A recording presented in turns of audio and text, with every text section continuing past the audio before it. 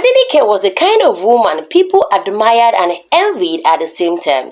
She was young, rich, and her beauty is like a captivating sunset with vibrant dark colors that draws everyone's attention. From the moment she stepped into a room, all eyes were on her. She dressed in the most expensive outfit, carried designer bags from her own luxury store. She never missed an opportunity to show off her perfect life on social media.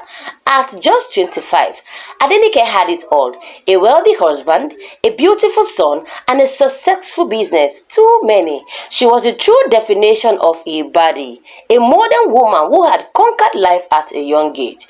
But if there was a person Adenike loved to mock, it was her aunt, Sister Abeni. Sister Abeni was her father's only sister, and at age 50, she was still unmarried. To Adenike, this was the ultimate failure. "Ah, auntie, when will you bring your husband home?" she would often say at family gatherings, laughing. "Or are you planning to be single forever?" Sister Benny would only smile and shake her head. "Life is not about marriage alone, no, Adenike," she would reply. "Sister me, if you want to be happy, you have to get a husband for yourself. Happiness comes in different ways." How can a whole 50-year-old woman still be living alone? It's disgraceful, she would say. She must have done something wrong in her past life to deserve it.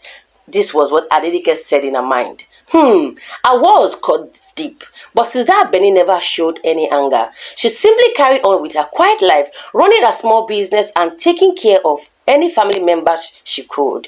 Adenike's life continued to shine. She and her husband, Akin, lived in a luxurious mansion in Lagos. She drove the latest cars and traveled to exotic locations, posting pictures online with captions like "Living the soft life. When you marry well, you enjoy well," with excess laughing emojis. She believed she had made all the right choice in life. She got married young, acquired future, and avoided a fate of women like Sister Abeni, who in her eyes has wasted her youth. But life has a way of humbling even the proudest heart. One day, Adenike received a message from an anonymous sender. It contained pictures of her husband with another woman. At first, she thought it was a mistake, but as she looked closer, she recognized the watch on Akin's wrist, the same one she had bought for him on his birthday. Her hands shook as she scrolled through more pictures. Akin was not only cheating on her, but he had also been spending money on this woman, buying her gifts, and even renting an apartment for her. Adenike's world came crashing down. She confronted Akin that night, throwing the picture in his face, but instead of denying it, Akin said, "Yes, Adenike, I did it. Adenike, I can't do this anymore," he said coldly. "You are too proud. You act like you are better than everyone. I need peace, and I don't have that with you." Tears streamed down her face as she stared at him. "After everything I've done for you, after all the love I gave you, Akin, is this what you want to do?" Akin looked away. "I am sorry, but I want a divorce." Divorce? The word echoed in her head like a death sentence. News of the divorce spread quickly. Adenike's perfect image was shattered overnight. Social media and the same place where she once flaunted her happiness became a battlefield of mockery. After all her bragging, see how her husband left her. She thought marriage was a trophy. Now she is single like the rest of us. People whispered about her at family gatherings, and her former friends stopped speaking her cause. To make matter worse, her business began to struggle. With her heart broken and her mind distracted, she made poor financial decisions. Soon, she began drowning in debt. The luxurious lifestyle she was once enjoying became impossible to maintain. One by one, she had to sell all her cars. Then her mansion was seized by the bank. In the end, she was forced to move back to her father's old house, the same place where Sister Abeni lived. Life in her father's old house was nothing like the luxury she once knew. The air conditioner she was used to had been replaced with a small squeaky ceiling fan. She no longer had maids to serve her food or clean her up after meal. Most nights, she lay on a thin mattress, staring at the ceiling, remembering how she used to live. The designer clothes, the first-class trips, the admiration, everything had been vanished. Her friends had abandoned her. The same people who used to cheer her up are now ignoring her calls. Some even have to block her. Adenike sat on a small couch in the sitting room, staring at the peeling paint on the wall. She had lost everything: her husband, her business, her home. The once confident woman who mocked others now sat in silence, her heart heavy with regret. Sister Benny entered the room with a bowl of steaming rice and stew. "My dear, come and eat," she said gently. "You need strength though." Adenike, Gbogbo beats guess, "You need to eat." Adenike looked up, her eyes filled with tears. "Auntie me, I'm sorry." Sister Benny smiled softly. "Sorry for what?" "For all the times I insulted you, for all the times I made you feel less than you are." Adenike whispered, "I thought I had everything figured out. I thought I was better than you, but now I see how foolish I was." Sister Benny sat beside her, held her hands. "My dear, life is unpredictable. Matter comes in different ways. What matters most is now that you can handle the storm. You mocked me because you didn't understand the journey, but now you have your own journey to walk." Adenike nodded, wiping her tears. "Auntie me, I am sorry once again. Perhaps if I may ask, how did you survive all these years alone, being single? How did you stay strong?" Sister Benny sighed. "Because I found peace in myself. Marriage is not what makes a woman complete. A woman is whole on her own. If love comes, good. If not, life must still go on." Adenike took a deep breath. Letting her aunt's words sink in. For the first time, she saw Sister Benny not as a failure, but as a woman of great wisdom and strength. One evening, she sat outside watching her aunt prepare vegetables for dinner. "Auntie, when you were at my age, did you ever feel like life was unfair to you?" Adenike asked. Sister Benny smiled, continued to pluck the leaves from the stem. "Of course, when I was younger, I thought life owed me happiness. But I learned that life doesn't owe anybody anything. You take what comes and make the best of it." Adenike sighed. "But it's hard. I lost everything. I feel like I'm starting from zero." Her hands shook softly. "No, my dear, you are not starting from zero. You are starting from experience. This is worth more than money." For the first time, Adenike felt deep respect for her aunt. With her aunt's help, Adenike slowly started rebuilding herself. She took a break from social media, focused on healing, and started a small business from scratch. It wasn't the glamorous life she once had, but it was peaceful. More importantly, she learned to treat people with kindness. She no longer judged others based on their material status or wealth. One day, as she walked through the market, she saw a young lady mocking an elderly woman.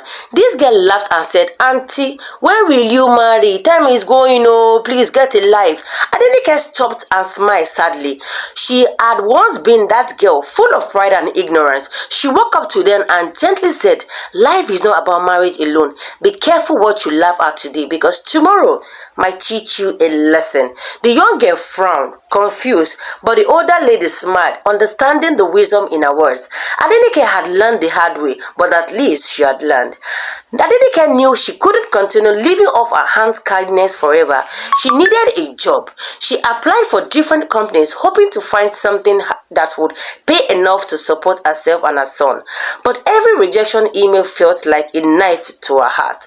One day, she saw a job posting for the sales assistant at a small boutique. It wasn't the kind of job she would ever want to imagine herself doing, but she had no choice. She walked to the boutique, and her heart pounding. The owner, Madam Folake, looked at her up and down. You have experience selling luxury bags?" she asked. "Yes, ma," Adenike replied. "But what makes you think you can handle my boutique? You don't have look like someone who would want this kind of job.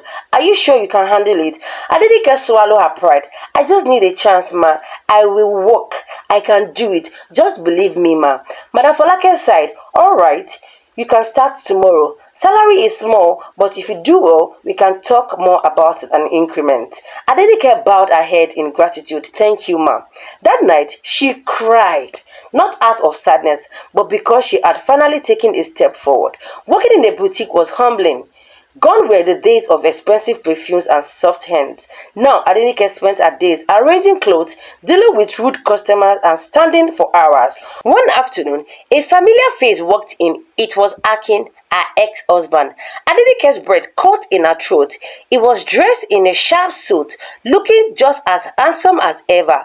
But what shocked her was the woman beside him, the same woman he had left her for. She was heavily pregnant.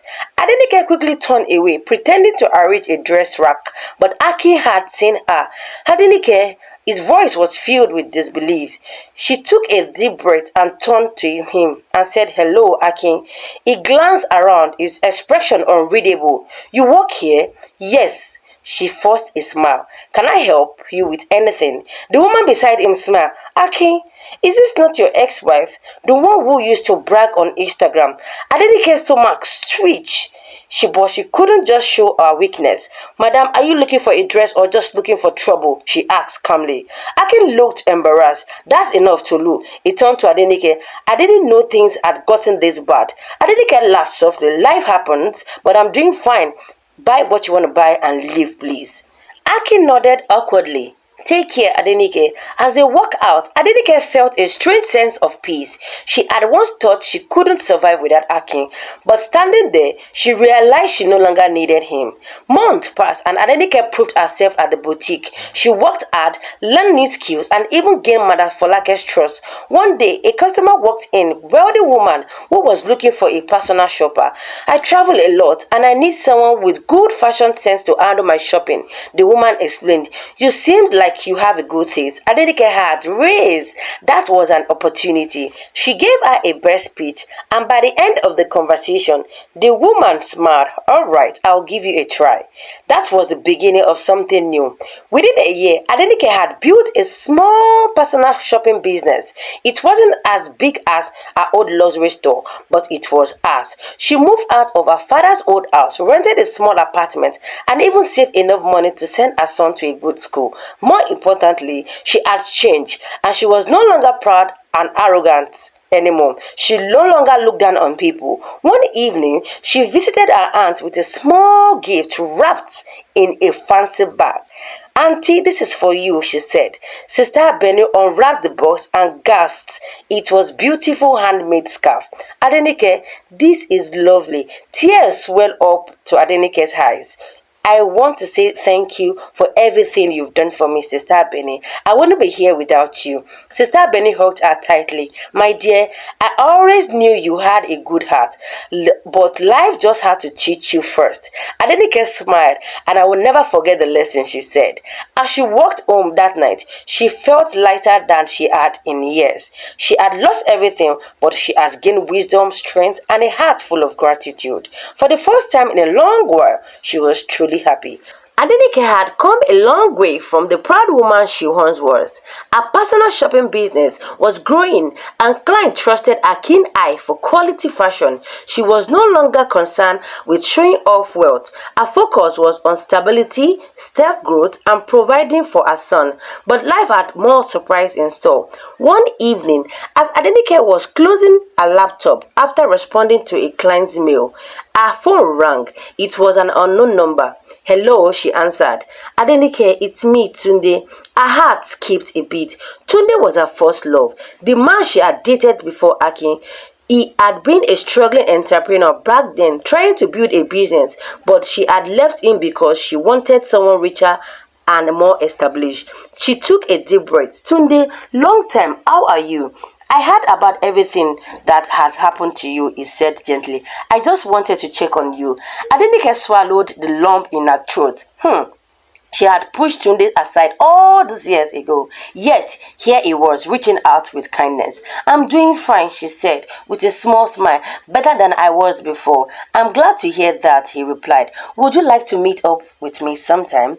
Just to talk?" Adenike hesitated. She wasn't sure if she was ready to anything beyond her work and her son. But something in her mind said, just give Tunde a try."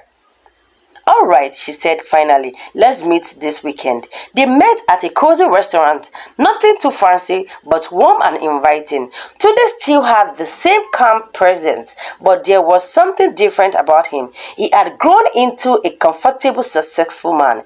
"I run a consulting firm now," he told her. "It took years of struggling, but I finally made it." Adenike smiled. "I'm really happy for you, Tunde." He leaned forward. "And what about you? Tell me everything."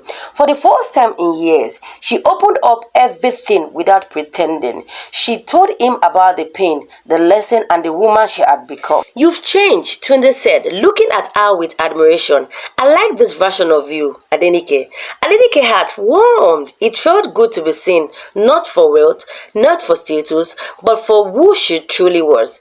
As the evening ended, Tunde walked out to her car. "I don't know if you're open to love again," he said softly, "but if you are, I would love to be part of your journey." Adenike looked into his eyes. She had once been blinded to real love, chasing after luxury status, but now she saw what truly mattered. "I don't know if I'm truly ready yet," she admitted. "I would like to think about it first." Tunde smiled. "That's enough." "That's fine. I'll wait." Long after, Adenike received a message from Akin. "Can we talk?" She stared at the screen in shock. This was the same man that had humiliated her, abandoned her, and left her to pick up the broken pieces of her life. Now he wanted to talk. Her first instinct was to ignore him, but something inside her urged her to face him one last time. They met at a quiet cafe. Akin looked different, tired, like someone carrying a heavy burden.